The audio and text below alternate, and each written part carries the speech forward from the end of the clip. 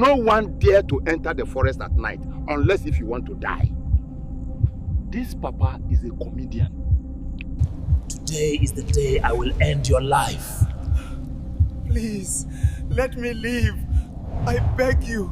They warned him never to enter the forest after sunset. But he didn't listen.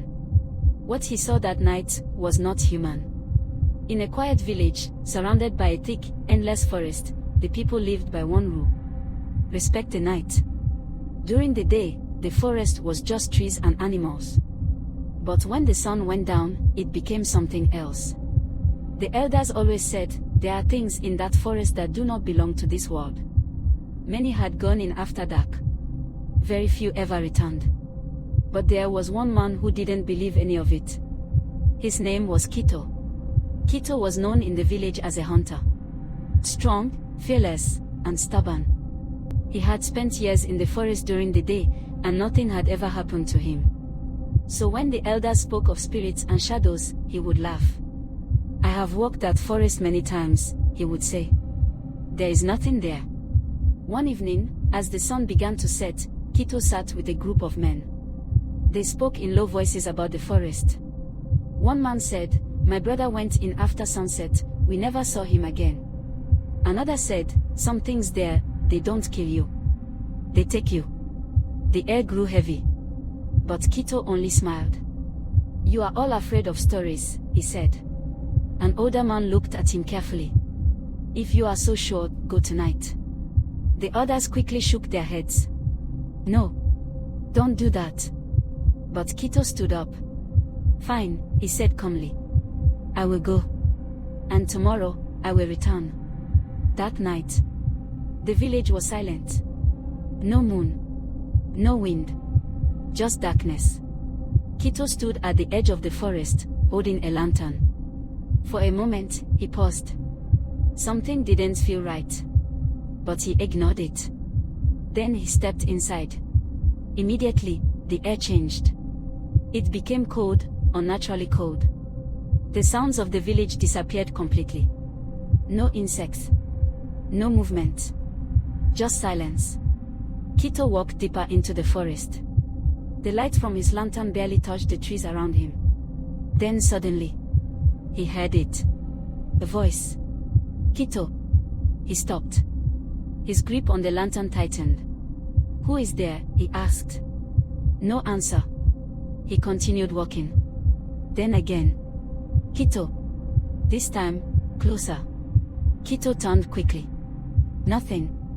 Only darkness. His heart began to beat faster. Then he heard footsteps.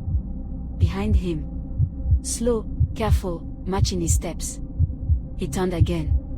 Still nothing. But now he knew. He was not alone. "Kito." The voice came again. Right behind him. He spun around. And then, he saw it. At first, it looked like a man. Standing between the trees. But something was wrong. Its body was too still. Its head tilted slightly, like it was studying him. And its eyes. They glowed faintly in the dark. Kito's confidence began to break. "Who are you?" he asked. The figure didn't answer.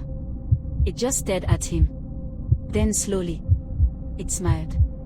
But the smile was not human. It stretched too wide, too far. Kito stepped back. Then the thing spoke. Its voice was broken. Like many voices speaking at once. "You came." Kito turned and ran. Branches scratched his skin as he pushed through the forest. Behind him, he heard it. Running. Fast. Too fast.